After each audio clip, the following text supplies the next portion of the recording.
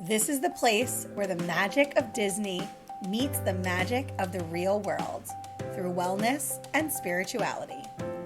I'm your host, Kitty Packman, and this is Spiritually Ever After. Hello, welcome to Spiritually Ever After, the podcast. I'm your host, Kitty Packman, and I am so happy that you are here for an update about the new lightning lane system, as well as the crazy energy right now. So just to get a little spiritual, a little woo-woo, because this is the place where the magic of the real world meets the magic of Disney. I'm actually recording this on Lionsgate. So today is August 8th. And if you're not familiar, this is essentially just, it's one day, but it's kind of a longer portal. Today's the main point of the energy, but it's a 2 or so 3-week period where basically you can manifest what you desire at a much quicker rate, a much easier rate. The energy is just intense. And you might be feeling it if you're like me, if you are very in touch with your body and in touch with your emotions and your intuition. You might have been feeling a little all over the place the last week or so. You're not alone. There's a reason for that. It's because we are kind of going through this upgrade to this new version of ourselves. And so bear with yourself, give yourself some grace, rest if you need to rest. If you happen to be seeing this during this time and you can take advantage of this manifestation time, really just getting yourself outside, connecting with the sun, connecting with the earth, feeling into what you're calling in, because again, you can manifest really quickly and really easily right now, which is amazing. The other thing that we're going through energetically right now is Mercury Retrograde. So Mercury Retrograde gets a really bad rep. It's actually really not bad. And it happens intentionally to allow us to slow down, look at our communication, look at how can we do a better job communicating our needs and our wants and our, experience to others. And to just remind us that we don't always need to be like, go, creating new things, entering into new agreements and contracts and things like that, because technology slows down and can give us some hiccups during Mercury retrograde. They say that you really shouldn't enter into any new business agreements or any, don't buy a home during Mercury retrograde or anything like that. Don't sign any contracts because sometimes things are not as they seem. And so that paired with Lionsgate, we also had the new moon in Leo last week. So it's been an intense time. And so I am happy to be back with you. I know I missed a week or so there in between, and I'm going on my trip next week. And so not exactly sure when the next one of these will come out, but I promise they're coming, and I have some fun things planned and some fun guests coming on. So bear with me in these summer months when it's not as regular, but we will be back. And if you happen to be in Disney World next week, August 15th through the 19th is when I'm going to be there staying at the Grand Floridian, and I'm going to have some giveaway goodies for free. And so if you happen to either live in the Orlando area or if you happen to be there at the same time as me, come find me. I'll probably be posting on my stories which park I'm in, and I would love to give you a little something for free because you are a listener, and I'm just so excited that you're here wherever you're listening from or watching from. And just really grateful for all of you. And I always feel so grateful around my birthday. And so getting super excited for that. So wherever you are right now, as you're making your way through Lionsgate, or if you're watching this and it's after Lionsgate, I am with you. Stay with it. Stay with it through Mercury retrograde. Give yourself some slack, as well as your partner and your loved ones. If you're getting into fights right now, it's probably more Mercury retrograde than it actually is, some sort of organic issue between the two of you. So that's a little quick kind of energetics update on what's going on collectively. I wanted to chat about the new lightning lane system because I used it this morning and I had a little hiccup, and it is totally my fault. And so I wanted to talk about that and give you kind of my experience that you can learn from it when you go to use it for the first time. And then what I wanted to do is talk about the way that I plan and prep for my Disney World trips as kind of like a foolproof system, because we know that, well, if you follow Disney, the Disney parks always and forever are putting out new systems. They're coming up with new ways. They say it's supposed to help us. Often it just feels like it's a more expensive, sometimes more complicated way of doing things. That's not the point of today's podcast, but realistically, if you have this foolproof system in place for yourself energetically ahead of time, then you are good to go. It does not matter what system Disney is making you use. It doesn't matter if you're having to use technology during Mercury Retrograde like I did this morning. It all works itself out, and that's exactly what happened. So here's what happened this morning with Lightning Lane. So I am going to Disney World for a wedding and for my birthday, but I'm there for a wedding. And so we got discounted tickets through the wedding. And what that meant was, I think I ordered them online. I don't even remember. This whole planning has been a blur. We either called or ordered them online, but it wasn't the just like main site where you would normally order your park tickets. It was a separate one for weddings. And then we got physical cards in the mail. And so these have been sitting with my pile of all of my things that I plan on bringing next week. And all of a sudden at 7 a.m. this morning when I went to do my Lightning Lanes, it hit me that I have not linked these park tickets to my Disney Experience app.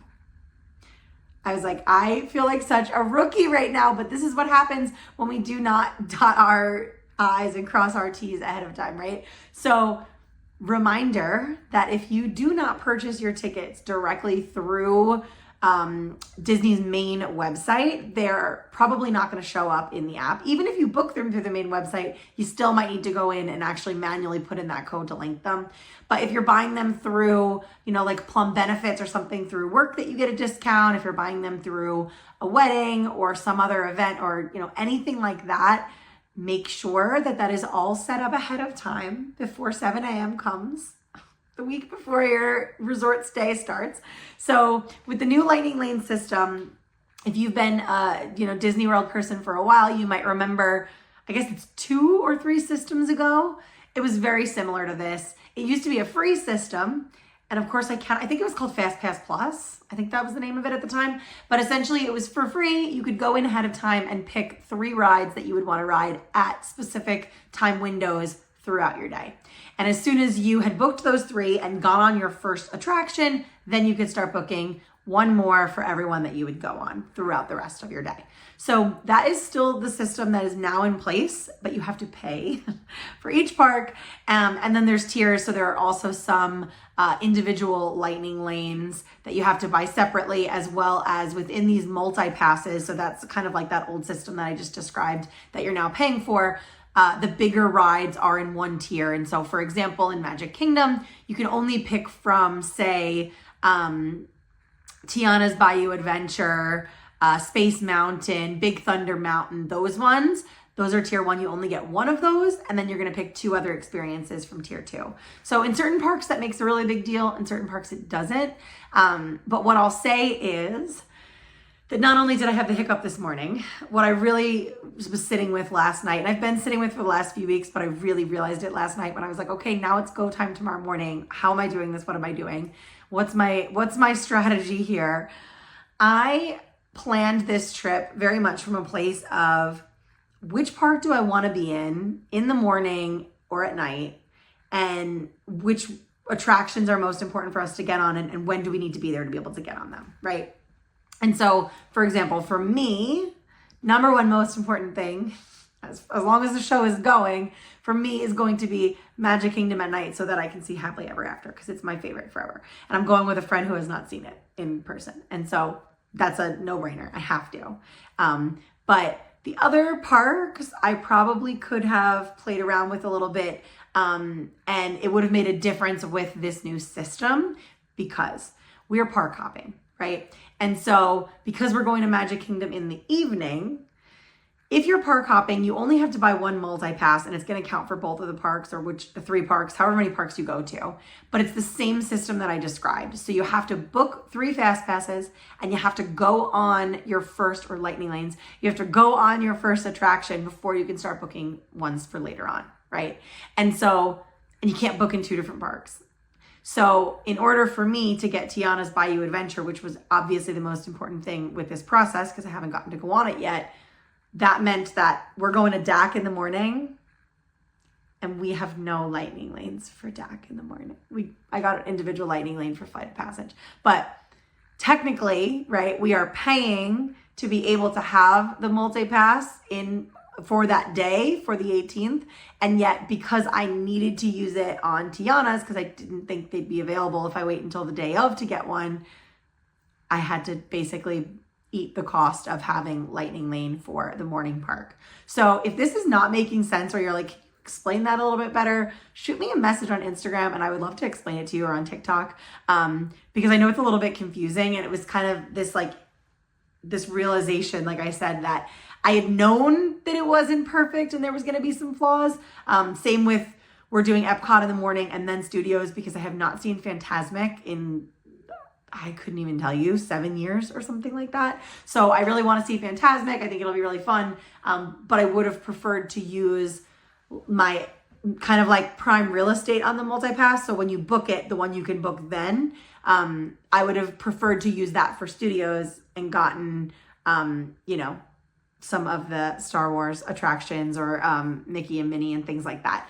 But instead we did it for Epcot, and truthfully, I'm fine with that. I actually completely swapped our whole day around. I, at this point, had kind of become this like, I'm a real Disney parks person, so I don't start Epcot from the front, and I don't start at Mexico or at Canada. Like, I start in France, and I come on the Skyliner, and like all these ego, I can even hear it in my voice. And Liz, I'm sure my friend Joyfully Liz will watch this at some point, and she knows what I'm talking about, that we've really been talking about. You can feel and hear in someone's voice when they're being authentic or not. And as I just said that, I'm like, that was so, I mean, I love starting in France. Don't get me wrong. I'd love to, but I don't have to. I can start wherever makes most sense. And so for this trip, we're staying at the Grand Floridian. It's gonna make the most sense to take the monorail to Epcot. And so I had originally planned for us to start, and this is my birthday. So I had said, oh, we'll, have mimosas and Napoleons and go on Remy's to start our day. And then yesterday I'm like, no, we won't. We will take the monorail in. We will start at the front of the park. We will do Guardians, and we will do Soarin' and Spaceship Earth, because they're right there. Let's get them done, especially when we know they're short lines in the morning, and then go and have our adventure around the world and drink and eat all the things. And I think most likely what we'll end up doing, and the timing of the Lightning Lane that I got for Remy's, we'll probably end up finishing our Epcot trip in France and then take the Skyliner off to Studios. And so I will say that even if you are a Disney parks veteran, be prepared to be flexible, be prepared for this not to be exactly as you expect, because I very much consider myself a Disney parks veteran, and I was a little thrown this morning between, I eventually was able to link the park tickets on the desktop, but it was not working in the app, and it was telling me I was gonna have to call. I'm like, it is 7:01 on a day, like everyone is trying to call right now who's having issues with Lightning Lane. Like, I do not want to do that. I do not want to be waiting on the phone at 7 a.m. I'm also not really a morning person. And so I just trusted, and that's where bringing in my system, yes, there is logic to this strategy, right? And yes, there is tangible action steps to take to make sure that you are booking the Disney trip that you want. And I'm not pretending that it's not. There's a lot of work there. And if you don't know what you're doing, find someone who does. And I'm going to get there with finding support. But what a lot of people don't realize is that most, if not all, I think it should probably be all of the Disney travel agents, you don't pay them for their services. They get paid by Disney for helping you book, right? It's an incentive to get them to keep booking Disney trips. And so you don't actually have to pay. And I have an incredible friend, Kate Apple, who can do this for you. And she's super knowledgeable and wonderful. And whether you really know Disney and you're like, hey, I just don't really know this new system, I want to make sure it's done well, or I'm busy and I don't really have the time to get up at 7 a.m. and realize my park tickets aren't linked and have to maybe potentially call and spend an hour dealing with this. Nope, I don't have time for that. That is what's helpful with working with Kate or another Disney travel agent, because they'll do that for you. But they can also just help answer questions about all of this, because it's a lot. It's a lot to try to do. And keeping that in mind, it's a lot to try to do when you have those inner expectations, right? And so my system, and this really goes for any trip, it's not just for a Disney trip, but I think especially when you're planning something that feels like a big trip, something that feels like this monumental, I want to make sure I do it and I do it right and I see all the things and do all the things and eat all the things and drink all the things and have all the memories and all the things, right? And so this system, and I've talked about this, I don't know if I talked about it exactly the same way, but probably a similar way at the very least in one of my very first episodes. So what I realized is there's kind of these like 4 components to the way that I'm planning, certainly my Disney trips, but kind of all of my big trips. So it's IERS. It's kind of like ears, almost ears, but not quite. I is for the intention, E is for the energetics, R is research, and then S is support. And so first things first, before you're doing anything, right? Unless you really need support to even think about booking this trip, which sometimes is the case. Like if you're planning a Europe trip, you've never been there and you want to go see multiple countries, yeah, you're going to probably need support from the start. But either way, and this really goes for, again, everything in life, is getting clear on your intention. So why do you want to go on this trip? Who are you going with? If you're going to Disney on a bachelorette versus going with family, with young children versus going with your romantic partner, they're very different experiences, right? And so it's getting clear on what is your intention or what is your group's intention. And if you're the one planning for a larger group, what's your intention? What's the group's intention? And then what is your role within that? And where have you been invited? How have you been invited to be in that space? But I think that having that clear intention from the start makes a really big difference, because then you're more grounded in why you're doing this, what you want out of it. And it's easier then to say no to the things that are not actually in alignment, when otherwise, I love Disney. It's no surprise. I could go on every single attraction in Magic Kingdom. I really could. And I would enjoy it. But that's not necessarily the trip that I'm meant to have this time, right? And so really getting clear on that intention first. And then from there, you move into the energetics. And so this encompasses both just within you and within the other people and the dynamics of the group. So again, after you've gotten clear on your intention, what does that actually look like energetically? How are you going to want to feel in the parks? Are you looking to have an adventurous experience? Are you looking to have a nostalgic experience? Are you looking to have something really romantic and sweet? Are you looking to eat every single thing in the world, right? And this is where you kind of do this dance between just purely in the energy of it, as well as in some of that logistics, getting clear of, and again, I think if you come from energy first and let the logistics unfold, rather than it being like, oh my God, I'm going to Disney and I have to make sure I go on Tower of Terror, but I also want to go on Rock and Roller Coaster, but I have so many things in Magic Kingdom I want to do, but I also, how are we going to do, right? Overwhelming, doesn't feel good. Versus, I am so excited for this trip. This is my birthday trip. It's a wedding. It's going to feel super glamorous, luxurious, like big time vibes. And so because of that, we want to go all out. We want to make sure that we're getting a reservation at Olga's so we can have that experience. We're going to eat at Be Our Guest. We're doing brunch at Boma. All of these things that are building into it, coming from the energy first, right? As well as even the attractions. And so rather than being like, oh my God, I got to get on Tiana's, it's like, of course I'm going to get to go on Tiana's. And it's okay that we are not using our multi-pass in DAC that morning, because realistically, DAC is a smaller park and it probably won't have that long lines, and it opens at 7:30 for us that day, and neither of us is so bad with waking up early. So we'll just make sure we get there early and it all works out for us.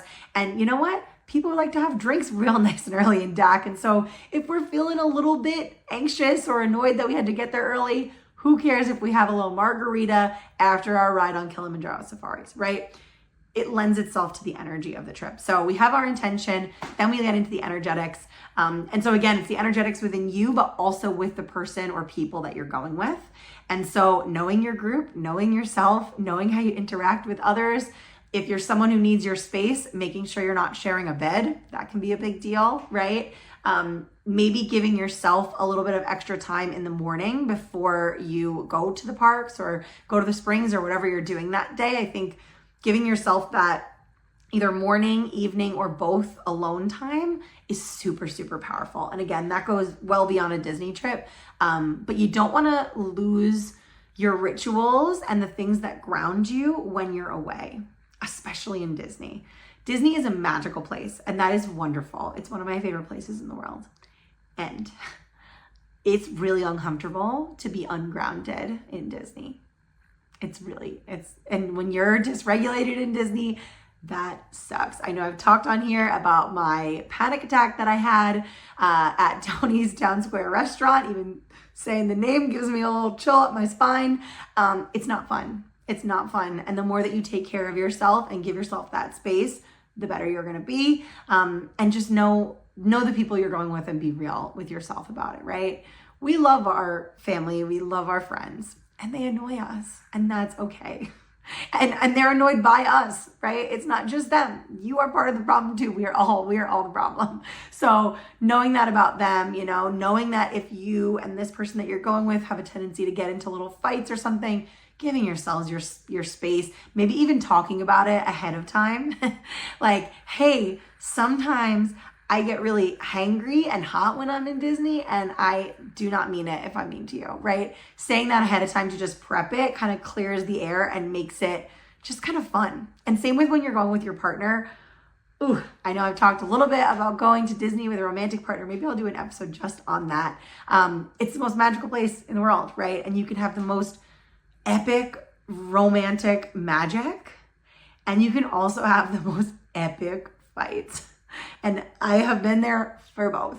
And so again, just really being honest with yourself and your partner ahead of time, maybe having some sort of like safe word when it just feels like the tension has gotten to be too much and you're both just stressed, and it's like Mickey waffles. Like, can we go get some Mickey waffles or a Mickey bar or something to eat and just relax, get in the air conditioning? Reminder that your physical condition makes a big difference in your emotional experience.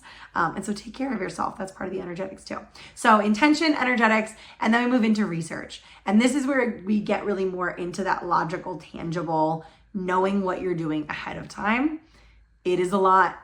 Disney planning is a lot, whether you have been doing it your whole life like I have, or you are brand new to this.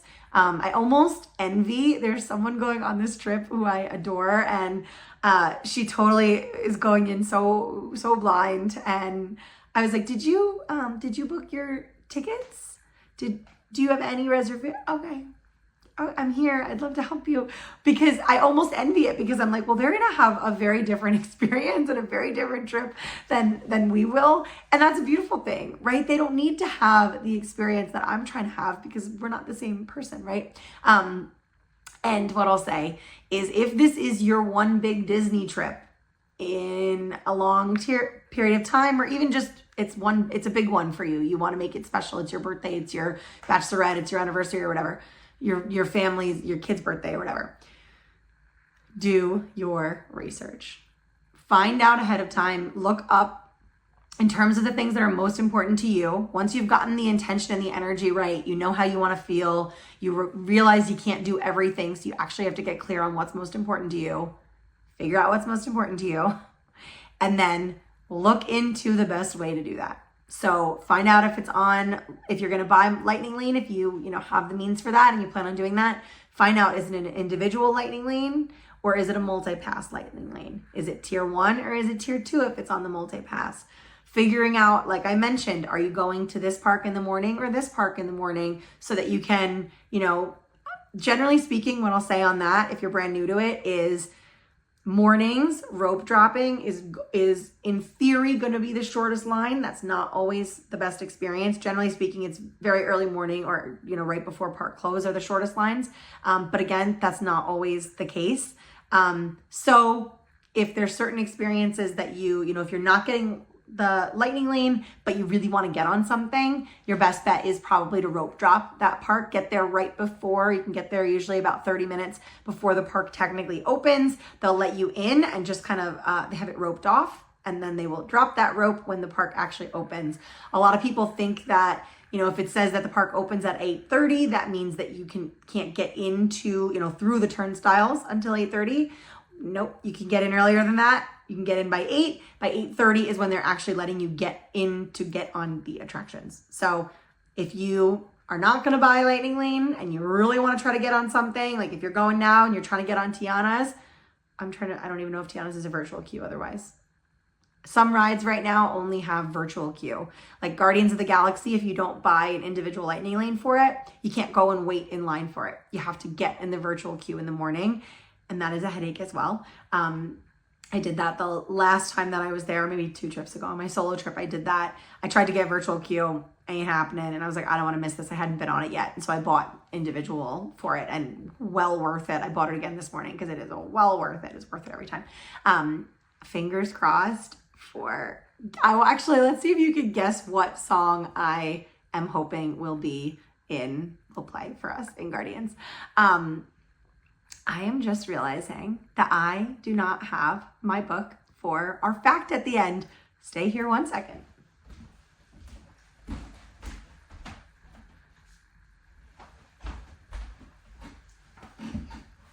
All right, I'm back. I'm gonna find the page.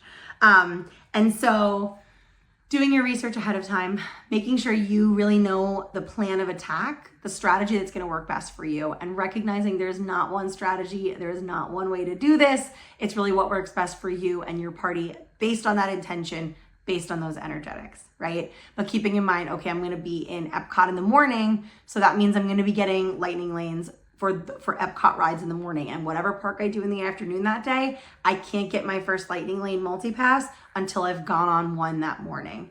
The way that the booking lightning lanes works right now is that if you are staying at a Disney resort, if you're staying on property, you can book your lightning lanes for your whole trip a week before your stay starts. So there are people who go to Disney for weeks at a time. So even today, when I was booking for our experience, that's, the first day that we're in the parks is the 16th, right? So that's 8 days away. And yet people have already been able to book for that because they're already staying there. If they're getting there, let's say someone's getting there August 10th, then they were able to book August 3rd, even though they're in the park the same day as me on the 16th. So this is where it's the similar system to the old one, but there's some differences. And it's going to take all of us some time to figure out the best way to do this. But learn, do the research. And then that brings me to the last point, which is support. Even if you think you know what you're doing, check in with someone. Ask someone who's already gone, message me now that you know I've done it, and say, hey, this is what I'm thinking. Does this make sense? Is this how you would do this? I would love to help you with it. And or check in with Kate Apple. So I think I am Kate Apple, CAITAPPLE. Again, if you can't find her, message me and I will send you her way. We also host They Assume We Know Nothing, a podcast for our Swiftie Disney people. So if you haven't checked that out, go check that out. And Kate's amazing and would absolutely love to help you book your trip. I can tell you right now, no matter what she's got going on in her life, she always makes the time for her Disney clients. A, because she loves people and she's just amazing. But B, she just really loves doing it. And so if you need support, find that support, even if it's not through Kate, even if it's, finding your own Disney travel agent, maybe someone you know. But again, you don't have to pay for that. And so even if you think you know what you're doing, it's really nice and helpful to check in with someone that does. So that's my system, your intention, your energetics, do the research and get the support. And no matter what technological system Disney has put in place, even if it's Mercury Retrograde, it really will all be okay. And I say that as someone who at 7:01 was seeing that my tickets were not linked. Things were booking up once I did get in. All of a sudden we were able to get all of the rides that we wanted. Like I'm going on Tiana's Bayou Adventure in a little bit, more than a week. So yay. So it really will all be okay. And message me if you need help doing it. So that's my system. Those are my thoughts on the new lightning lane system. And like I mentioned, I have some fun episodes coming in the future. So stick with us as the schedule is a little wonky here through the summer. And if you are new to the podcast, I always say if you want to go write a review, I'd love to give you a shout out in our next episode if you do. So make sure you leave your name in it. But what I'd love for you to do is leave a lightning emoji in your review. And that way I'll know that you came from this episode. And if you are watching on YouTube and you want to leave a comment with some lightning bolts, I love that. It gives Harry Potter vibes. I want to see all the lightning bolts, all the places. And just so grateful that you're here and part of this and Like I mentioned, if you are in the Orlando area or if you're going to be in Disney World next week and you want to come find me for a little freebie, message me. So on Instagram, I am spiritually_ever after. And on TikTok, I am spiritually ever after. So last week's fun fact was how many corn dogs are eaten at the Disneyland Resort every year. And it is 1.6 million corn dogs, which is absolutely wild. Absolutely wild. I know I had said, but it's a lot of corn dogs. It is a lot of corn dogs. All right, so this will give you a little hint of what I'm doing for my Disney looks. I know I had talked about that on the last episode as well, but I've got some really fun special surprises planned for my looks, and like I said, a little freebie to be giving out in the parks. And it may or may not have a little callback to the Cinderella castle turning pink and turning into a cake to celebrate one of Walt Disney World's anniversaries. And if you've never seen the Walt Disney World's cake castle, you need to see it. It's amazing. But before you go look it up, because as soon as you Google it, you'll have the answer. What anniversary was the cake castle, the pink Cinderella cake castle in Walt Disney World? What year anniversary was it? And yeah, I can't wait for you to see my look. It's so exciting.